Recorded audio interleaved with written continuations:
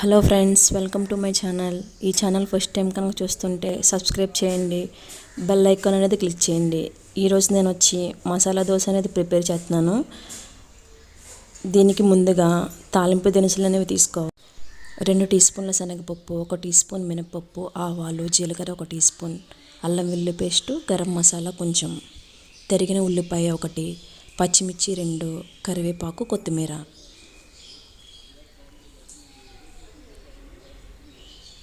ఇవి బంగాళదుంపల్ని కుక్కర్లో పెట్టి కొంచెం సాల్ట్ వేసి ఉడకపెట్టి పక్కన పెట్టుకున్నాను. ఒక ప్యాన్ పెట్టుకుని దాంట్లో 2 టీ స్పూన్ల ఆయిల్ వేసి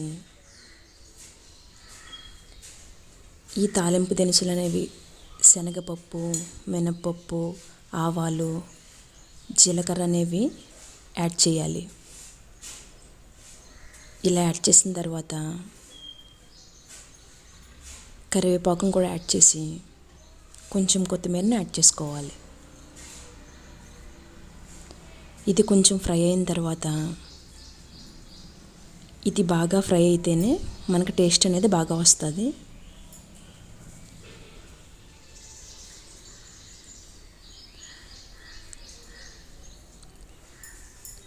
తరిగి పెట్టుకున్న ఉల్లిపాయలని యాడ్ చేసుకోవాలి.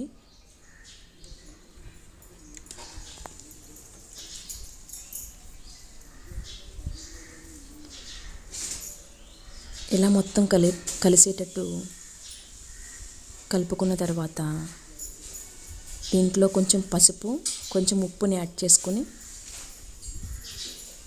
మూత పెట్టి కాసేపు మగ్గనివ్వాలి.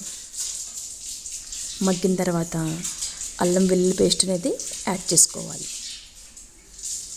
ఈ అల్లం వెల్లుల్లి పేస్ట్లో ఉన్న పచ్చి వాసన అంతా పోయేంత వరకు ఫ్రై చేసుకున్న తర్వాత మూత పెట్టుకొని కాసేపు మగ్గనివ్వాలి.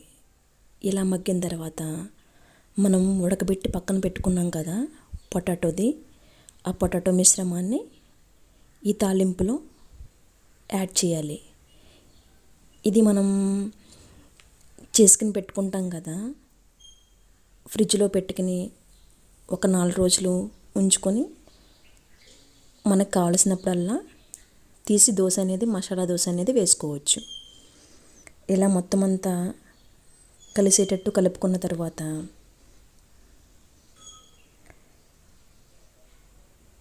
సాల్ట్ అనేది చెక్ చేసుకొని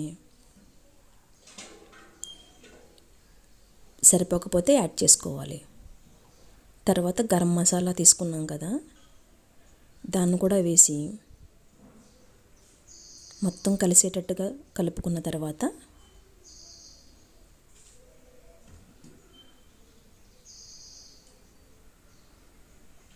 ఇలా కొంచెం ఆయిల్ అనేది బయటకు వచ్చిన తర్వాత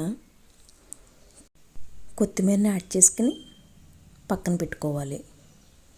ఇప్పుడు మనం దోశ కోసం ఒక ప్యాన్ పెట్టుకొని ఆ ప్యాన్ హీట్ అయిన తర్వాత దోశ బ్యాటర్ వేసుకొని దోశ అనేది ప్రిపేర్ చేసుకోవాలి.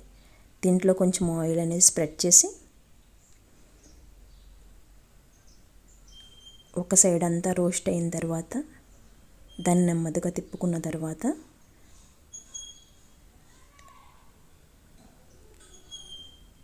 ఇంకో పక్క అనేది కొంచెం రోస్ట్ అయిన తర్వాత మనం చేసి పెట్టుకున్నాం కదా ఆ మసాలా అనేది మొత్తం దోశ అంతా స్ప్రెడ్ అయ్యేలాగా చేసుకోవాలి. ఇలా చేసుకున్న తర్వాత దీన్ని ఇంకో సైడ్కి తిప్పి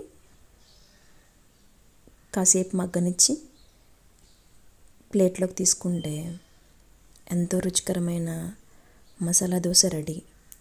ఒకసారి ఇంట్లో ట్రై చేసి నాకు ఎలా వచ్చిందో చెప్పండి. Thank you for watching. Please like, share and comment.